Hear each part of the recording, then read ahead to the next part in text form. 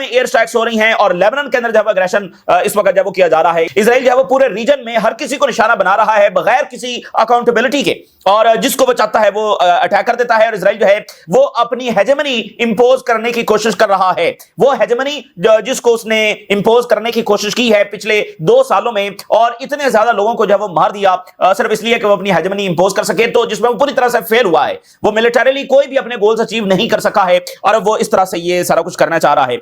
کیا ہو رہا ہے اس کے اوپر ہم بات کریں گے. اور اس کے ساتھ ہی ایران کے جو سپریم لیڈر ہیں ان کی کئی مہینوں کے بعد جو ہے وہ سٹیٹمنٹ جاری ہوئی ہے, وہ بھی آپ کے ساتھ شیئر کریں گے. انہوں نے کہا ہے کہ اگر اسرائیل حملہ کرتا ہے, اگر امریکہ حملہ کرتا ہے, تو پھر ہم ایک نئی جنگ کے لیے پوری طرح سے تیار ہیں. میکرون اور MBS کے درمیان جو ہے وہ رابطہ ہوا ہے, اور جو عمان کے مفتی ہیں انہوں نے بڑی امپورٹنٹ سٹیٹمنٹ جاری کی ہے. انہوں نے یمن کی پوزیشن کو سپورٹ کیا ہے اگینسٹ اسرائیل.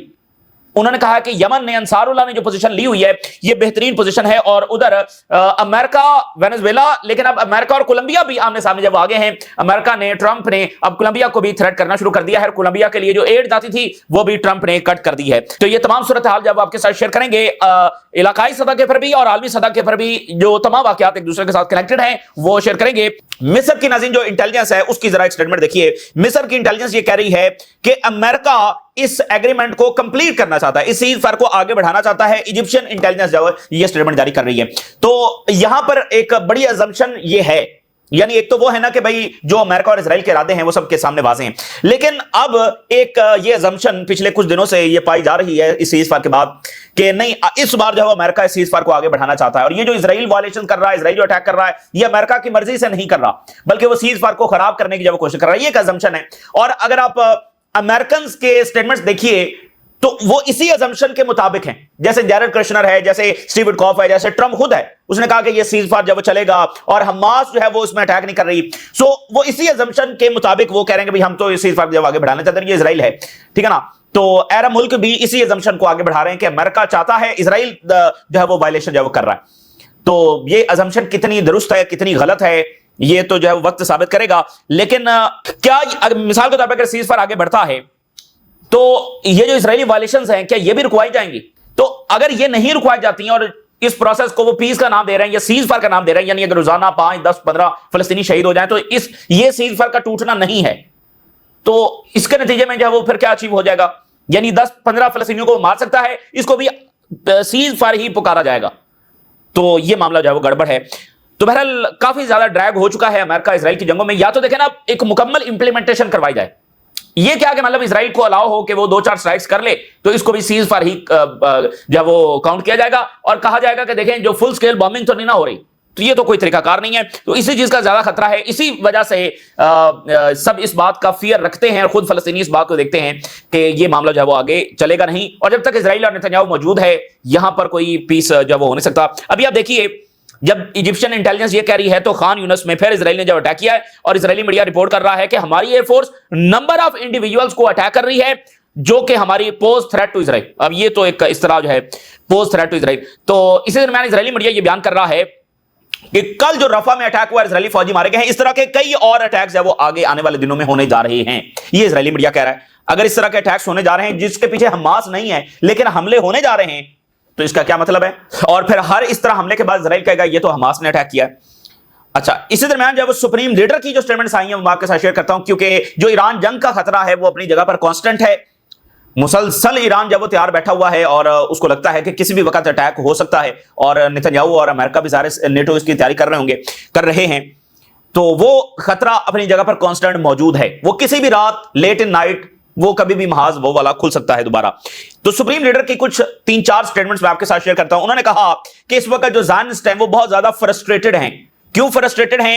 کیونکہ جو ان کو چپیڑ پڑی ہے 12 دنوں کی جنگ میں ایران کے ساتھ, تو اس وجہ سے بہت زیادہ فرسٹریٹڈ ہیں. کیونکہ اصل یہ جنگ تو ایران کے خلاف ہے نا, تو ایران نے جو چپیڑ 12 دنوں میں ماری ہے اس کی وجہ سے وہ کافی زیادہ فرسٹریٹڈ ہیں. اور امام خامنائی نے ٹرمپ کو رسپونڈ کرتے ہوئے کہا کہ ٹرمپ بار بار یہ کلیم کرتا ہے کہ اس نے ایران کا جو نیوکلیر انڈسٹری ہے اس کو تباہ کر دیا ہے. کیپ ڈریمنگ, تو خواب دیکھتے رہو, خواب دیکھنے میں تو کوئی مسئلہ نہیں ہے. تو یہ ایران کے سپریم لیڈر نے کہا ہے کہ یہ ان کی خواب خیالی ہے اور خام خیالی ہے کہ یہ انہوں نے کوئی ہمارا نیوکلیر ڈسٹرائے کیا ہے. کیپ ڈریمنگ, یہ انہوں نے ٹرمپ کو جواب دیا ہے. اور ظاہر ہے کس طرح OIC کا کوئی بھی لیڈر یا عرب لیڈر جو ہے وہ اس طرح سے ٹرمپ کو رسپونڈ نہیں کر سکتا ہے. تو انہوں نے کہا کہ دشمن نے یہ بالکل توقع نہیں کی تھی کہ جو ایران کے میزائلز ہیں وہ اتنے کیپیبل ہیں کہ وہ ان کے امپورٹنٹ ترین جو اسرائیلی سینٹرز ہیں، اسٹریٹجک سائٹس ہیں، ان کو وہ ڈسٹرائے کر دیں گے. انہوں نے کہا کہ اگر میزائل فائر ہوں گے بھی صحیح تو اتنی زیادہ انہوں نے ڈیفینس لیئرز بنائی تھی کہ وہ بڑی مشکل سے پینیٹریٹ کریں گے، اور جو پینیٹریٹ کریں گے وہ اسٹریٹجک سائٹس کو ہٹ نہیں کر سکیں گے. وہ گریں گے اگر تو ادھر ادھر گریں گے، اور اس کو بھی جواز بنا دیا جائے گا کہ دیکھو یہ سیویلینز کو جب وہ ہٹ کر رہے ہیں. اگین یہ بات ذہن میں رکھیں، اگر سیویلینز اس میں ہٹ ہو رہے ہوتے اسرائیل پھر بھی یہ جنگ کبھی نہیں روکتا. اسرائیل تو اس کو زیادہ جواز استعمال کرتا اگر اس کے سیویلینز بھی ہٹ ہو رہے ہوتے. اصل جو مسئلہ اسرائیل کو درپیش آیا وہ یہ تھا کہ ان کی جو اسٹریٹجک سائٹس ہے، جو ان کے کی انفراسٹرکچر ہے، اس کو ایران نے وائپ آؤٹ کیا. جہاں پر ان کے انٹیلیجنس کے لوگ بیٹھے ہوئے ہیں، جہاں موساد کا ہیڈ کوارٹر ایران نے اڑا دیا. تو یہ جو پرسین تھی اصل نے اس چیز کو ایران کو فتح جو دلوائی ہے، اس پرسین نے دلوائی ہے. اور امریکہ اور اسرائیل اور نیٹو اور یورپ یہ کیلکولیٹ نہیں کر رہے تھے کہ ایران کے میزائل اتنے پریسائز ہو سکتے ہیں، کیونکہ اتنی پرسین صرف جدید ترین فائٹر جیٹس ہی دکھا سکتے ہیں. ایسے میزائل جن کے سامنے اتنی بڑی لیئرز ہیں اور پورا نیٹو کھڑا ہوا ہے، تو ان لیئرز میں سے گزرتے ہوئے پھر اتنا پریسائز ہونا یہ ان کی کیلکولیشن میں نہیں تھا. تو یہ وہ چیز ہے جس نے ایران کو فتح دلوائی ہے. سو ہماری فورسز جو ہیں یہ میزائل دوبارہ استعمال کریں گی اگر دوبارہ ہمارے اوپر اٹیک کیا گیا. یہ ایران کے سپریم لیڈر نے بات کی ہے، اور یہ بات بڑی امپورٹنٹ ہے. انہوں نے کہا کہ جو اصل وجہ ہے اس ریجن میں جنگوں کی اور deaths, that is the presence of America. ٹھیک ہے نا، امریکن جو پریزنس ہے اس ریجن میں وہ اصل میں ساری وجہ ہے. اس ریجن کے اندر جو جنگیں ختم نہیں ہو رہی، امریکہ یہاں پر سٹیبلٹی اور امن کے نام پر بیٹھا ہوا ہے. لیکن ایرانین سپریم لیڈر نے کہا کہ یہ بھی 57 کنٹریز میں کوئی ایسا ملک نہیں ہے جو یہ والا سٹیٹمنٹ جاری کر سکے. تو اچھا، اس میں امپورٹنٹ چیز آپ دیکھیے، یہی بنیادی اختلاف بھی ہے عربز اور ایران کا. جو بنیادی اختلاف ہے، اب آپ دیکھیے ان کے سوچنے کا زاویہ کتنا مختلف ہے. یعنی عربز جو ہیں وہ امریکہ کو اپنے لیے گارنٹر سمجھتے ہیں اپنی سٹیبلٹی کے لیے، اور ایران یہ سمجھتا ہے کہ اس ریجن میں سب سے بڑا مسئلہ ہی خود امریکہ ہے.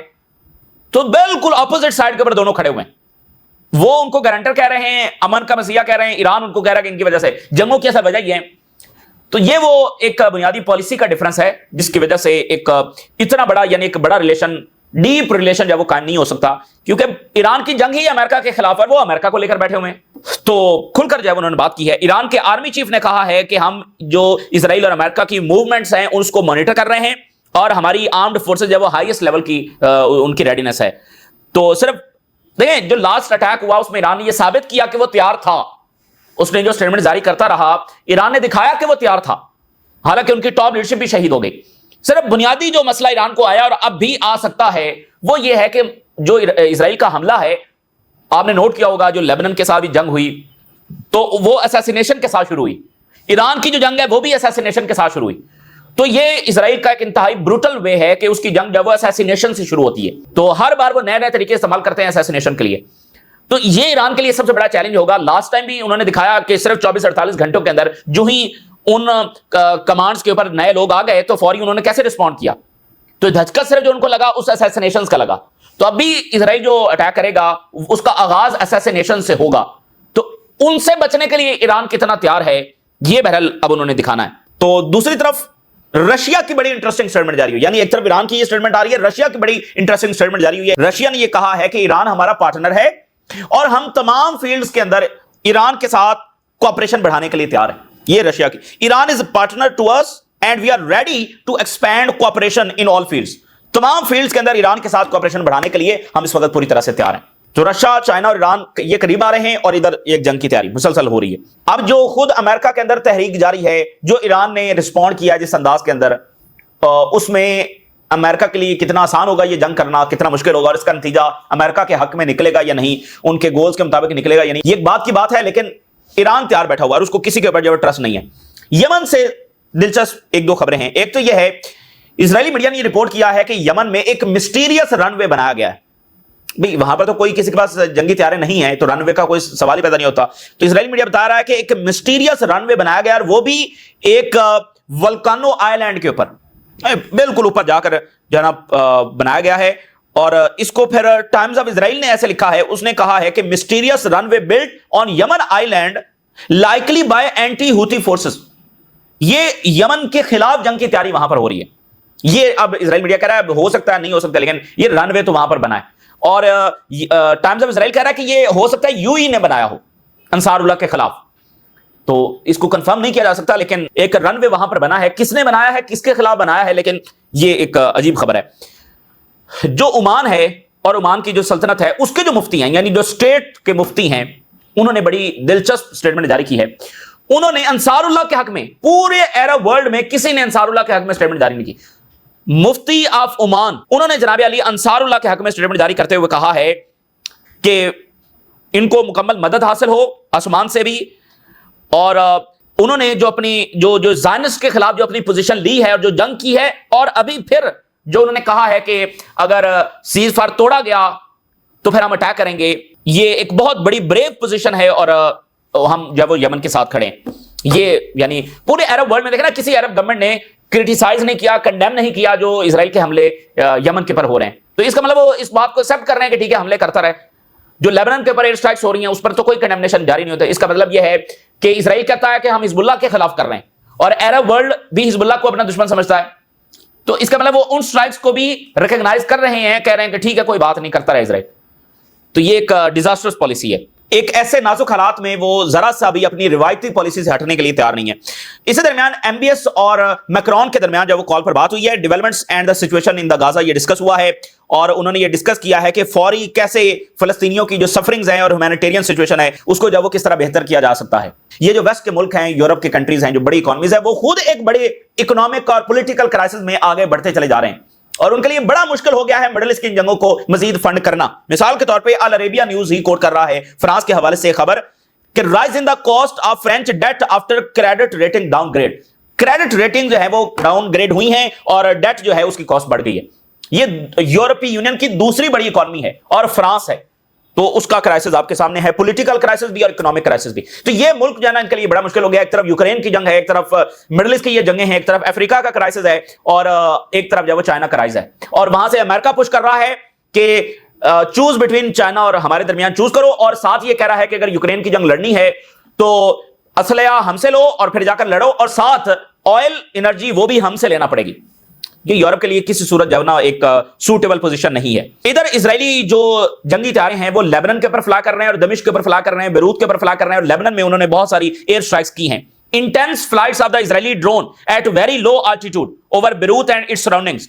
Israeli air strike on the जमाका area in the southern Lebanon.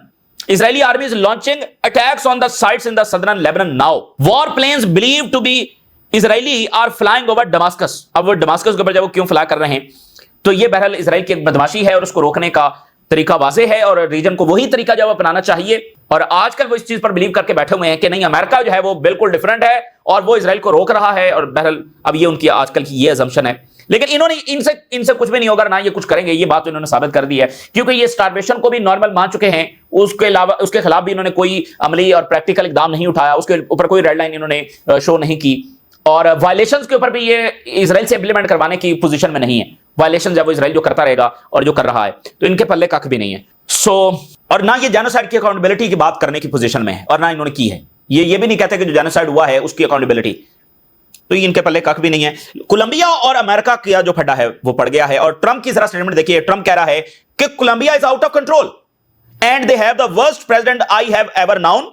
He is a crazy person with a lot of psychological problem. खुद ट्रंप जिसके बारे में डॉक्टर्स रिपोर्ट दे चुके हैं, उसने कहा है कोलंबिया का सदर ये जहनी तौर पर बीमार आदमी है और ये सबसे बुरा तरीन प्रेसिडेंट है जो मैंने देखा है। कोलंबिया का ये सबसे बुरा तरीन प्रेसिडेंट है, वर्स्ट प्रेसिडेंट है, और कोलंबिया औकात से बाहर हो गया, कंट्रोल से बाहर हो गया। सो अब कोलंबिया के सदर ने चूंकि फलस्तीन के लिए पोजीशन ली है तो, और फिर वेनेजुएला की वो सपोर्ट कर रहा है, तो ये Colombia slams Trump इंसिडेंटरी drug claims defence sovereignty. और Trump cuts US add to Colombia, accuses petro of drug production. उसने कोलंबिया के सदर को ड्रग लॉर्ड करार दिया है। कोलंबिया ने उसको सारे जो इल्जामात है उसको रिजेक्ट किया है, और ऊपर से ये मामला तो कोलंबिया के खिलाफ भी महाज ट्रंप ने खोल दिया है। और फिर देखिए अब पूरे रीजन में एक एक मुल्क को आप देखिए, कहीं हुकूमतें गिर रही हैं, तब्दील हो रही हैं, कहीं पर अमेरिका फंड कर रहा है, जैसे अर्जेंटाइन में $40 बिलियन देने जा रहा है। तो ये पूरा रीजन जो है वो इसमें वो तब्दीलियां ला रहे हैं। मिसाल के तौर पे एक एल सल्वाडोर मुल्क है, ये भी वहीं का है, साउथ अमेरिका का, तो इसके साथ अमेरिका की डील होने जा रही है। US puts informants at risk in deal with El Salvador Bokle. अब जनाब अली हुआ क्या है, बहुत सारे जो गैंग, अब आप देखें इल्जाम ये लगा रहे हैं उन पे कि वो ड्रग्स और ये खुद क्या करते रहे। बहुत सारे गैंग लीडर जो हैं इनको अमेरिका ने प्रोटेक्ट किया हुआ था और इनको इन्फॉर्मर बनाया हुआ था। اب एल सल्वाडोर के साथ एक डील हो रही है जिसमें जो उनकी प्रिजन है, ठीक है ना, जहां पर डिपोर्ट किया जा सकता है, वो अमेरिका उसमें एक्सेस कर लेगा। और ये जो गैंग मेंबर्स हैं जो अमेरिका अपने पास इनको पनाह दिए हुए था और ये इन्फॉर्मेंट्स थे, इनको वो एल सल्वाडोर के जब हवाले कर देगा। इस पर अमेरिका में फटा पड़ गया और मुख्तलिफ इदारों में फटा पड़ गया। और उसकी वजह यह है कि that could undermine years of law enforcement work to secure the corporation of high level members. This deal is a deep betrayal. ये अमेरिका जो बिट्रेयल कर रहा है of US law enforcement whose agent risk their lives to apprehend the gang members. अब जैसे वो फिल्मों में आप नहीं देखते कि वो एफबीआई का बंदा है, लॉ इन्फोर्समेंट का बंदा है और वो गैंग में शामिल है और उसमें पूरी तरह से, तो इनके काफी सारे जो है ना, यानी वो एक्चुअली उन्हीं के थे लेकिन बाद में अमेरिका के साथ मिल गए और उनको मुख्तलिफ इंफॉर्मेशन देते रहे। तो ये कई दहाइयों के, कई सालों के ऑपरेशंस थे। तो अब वो जो इन्फॉर्मेंट्स थे उनको यानी वो देने जा रहे हैं एल सल्वाडोर को, और उसके बदले में उनको एक फैसिलिटी जो वहां पर मिल जाएगी जहां पर ये डिपोर्ट कर सकेंगे। तो अमेरिकन जो डिपार्टमेंट्स हैं उन्होंने इस पर खबरदार किया है कि मार्को रूबियो का ये जो डिसीजन है इन इन्फॉर्मेंट्स को, गैंग मेंबर्स को वापस करना, ये बहुत बड़ा गलत डिसीजन और ये बिट्रेयल है। इसके बाद अमेरिका की क्रेडिबिलिटी बहुत ज्यादा डैमेज होगी कि कोई भी उसका साथ नहीं देगा। ये बिट्रेयल है जो किया जा रहा है। तो ये भी एक मसला दर मसला है, बड़ा मुश्किल है। मिडिल ईस्ट की जंगें वैसे भी देखें, 2 साल ट्रंप ने भी 9 महीने देख लिए बाइडेन, 2 साल इसराइल को खुली छूट दी गई और अगेन 100 साल में इतनी खुली छूट इसराइल को नहीं मिली। 2 साल में मुकम्मल खुली छूट दी गई। तो कहीं ना कहीं ट्रंप के इर्द गिर्द जो लोग हैं उसको बता रहे हैं कि ये देखो 2 साल में इसराइल कुछ भी, कोई फैसला कौन कुछ भी हासिल नहीं कर सका और ये कर भी नहीं सकेगा। 2 साल मजीद भी चला रहे पूरे ट्रंप टेन्योर में, ये कुछ भी हासिल नहीं कर सकेगा। तो ये एक बात कहीं ना कहीं उधर घूम रही है कि ये मसले मिडिल ईस्ट के हल होने वाले, यानी जंगों से, जो नेतन्याहू प्रपोज करता है कि इधर जंग करो, फैसला कुन फतह, ये होने वाली नहीं है। तो इसलिए एक सोच वहां पर है और प्रेशर अंदर से बहुत ज्यादा है। बहरहाल ये इस वक्त की ओवरऑल सूरत हाल है। तो प्यूटन और ट्रंप की मुलाकात वो भी अंडर डिस्कशन है। तो आपने जरूर आगाह करें। इजाज़त दीजिए, अल्लाह हाफिज।